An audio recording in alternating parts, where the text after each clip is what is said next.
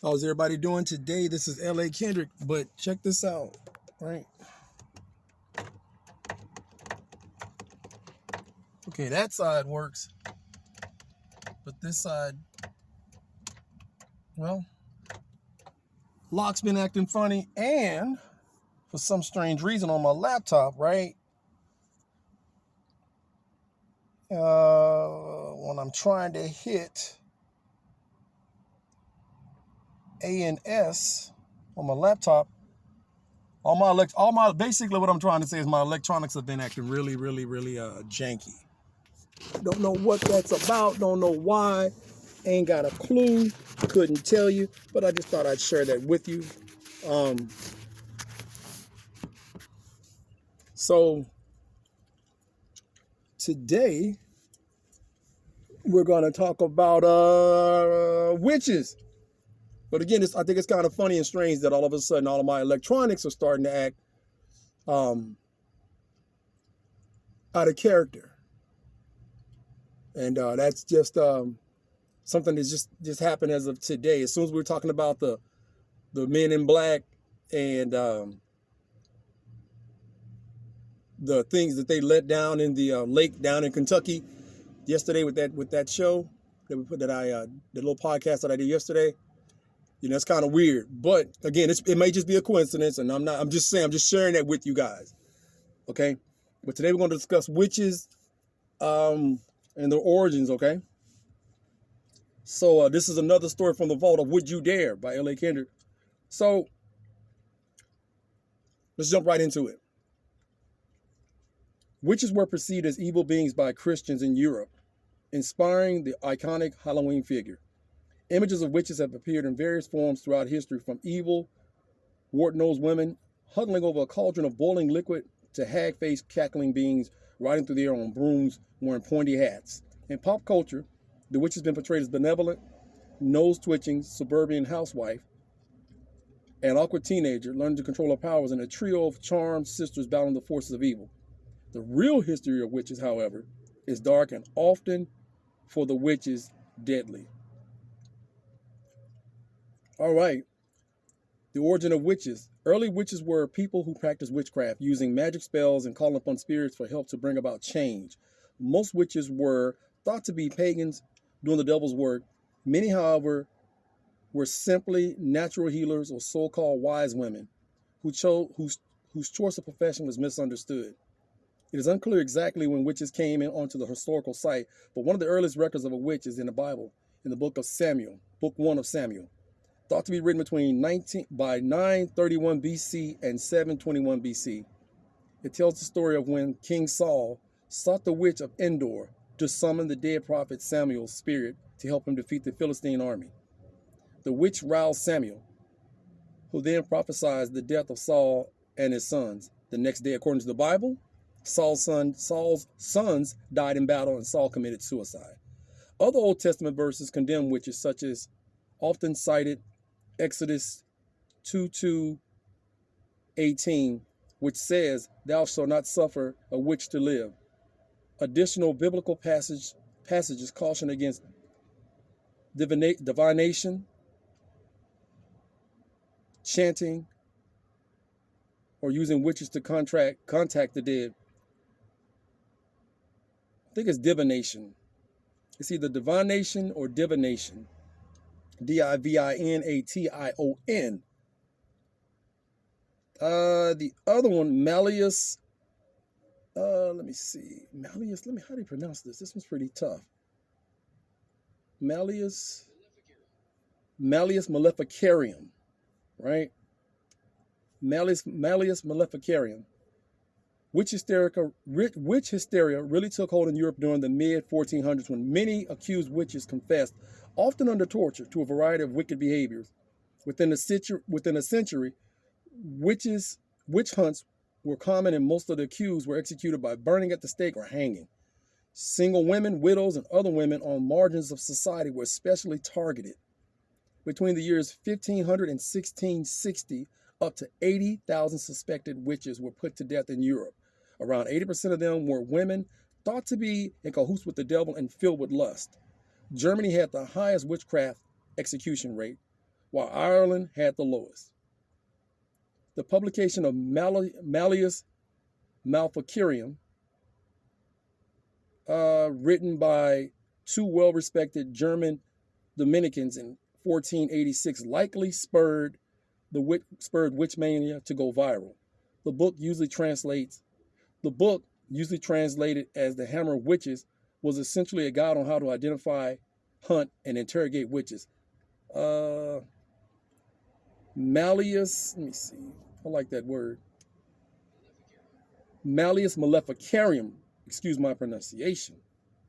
Malleus Maleficarium labeled witchcraft as heresy and quickly became the authority for Protestants and Catholics trying to flush out witches living among them. For more than 100 years, the book sold more copies of any other book in Europe except the Bible. Wow. So that word, I guess it was a book? Malleus, oh boy, why am I messing? Why am I butchering that word? Malleus Maleficarium. It's just not a word. Some of these words are just words you just don't see every day. All right? Now we're going to the Salem witch trials.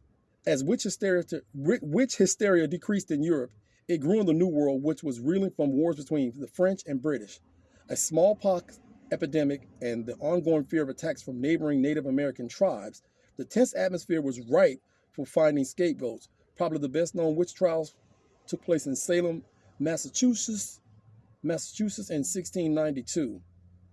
The Salem witch trials began when 9-year-old Elizabeth Parris and 11-year-old Abigail Williams began suffering from fits, body contortions, and uncontrolled screaming. Today it's believed that they were poisoned by a fungus that caused spasms and delusions. As more young women began to exhibit symptoms, mass hysteria ensued, and 3 women were accused of witchcraft: Sarah Good, Sarah Osborne, and Tituba, Tituba,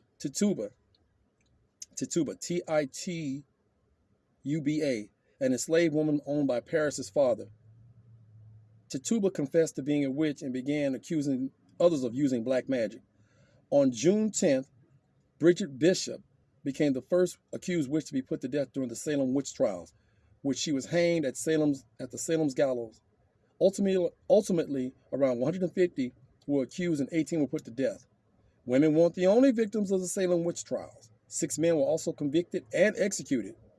Massachusetts wasn't the first of the 13 colonies to obsess about witches. In Windsor, Connecticut, in 1647, Elsie Young was the first person in America executed for witchcraft. Before Connecticut's final witch trial took place in 1697, 40 people were accused of witchcraft in that state, and 11 were put to death for the crime. In Virginia, people were less frantic about witches. In fact, Lower Norfolk County in 1655, a law passed making it a crime to falsely accuse someone of witchcraft. Still, witchcraft was concerned. About 24 witch trials, mostly of women, took place in Virginia between 1626 and 1730. None of the accused were executed. And there's another question: are witches real? One of the most famous witches in Virginia history is Grace Sherwood, whose neighbor alleged she killed her pigs and hexed their cotton. Other accusations followed, and Sherwood was brought to trial in 1706. The court decided to use a controversial water test to determine her guilt or innocence. Sherwood's arms and legs were bound, and she was thrown into a body of water. It was thought if she sank, she was innocent. If she floated, she was guilty. Sherwood didn't sink and was convicted of being a witch. She wasn't killed, but put in prison for 8 years. A satirical article, supposed to be written by Benjamin Franklin. This is the article from History Channel about a witch trial in New Jersey, which was published in 1730 in the Pennsylvania Gazette. It brought to light the ridiculousness of some witchcraft accusations. It wasn't long before witch mania died down in the New World, and laws were passed to protect people from being wrongly accused and convicted. The Book of Shadows. Modern-day witches of the Western world still struggle to shake their historical stereotype. Most practice Wicca, an official religion of the United States and Canada. Wiccans avoid evil and the appearance of evil at all costs. Their motto is to harm none, and they strive to live at peace. I knew a Wiccan girl when I was in basic training. Tolerate and balance life in tune with nature and humanity. Many modern-day witches still perform witchcraft, but there's seldom anything sinister about it.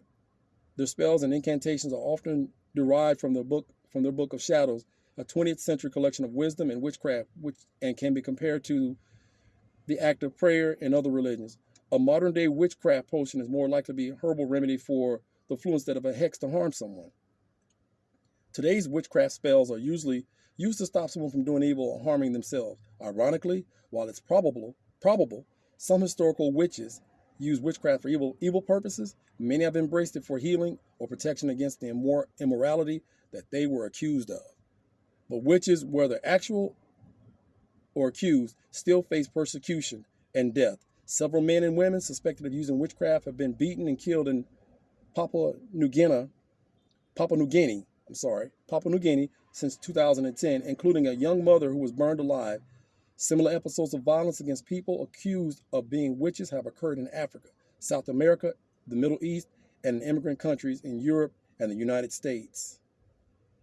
And that's all she wrote, ladies and gentlemen, okay? Forgive the angle, but again, all my electronics are acting kind of silly. It's really, really strange how silly everything is acting and how everything has become.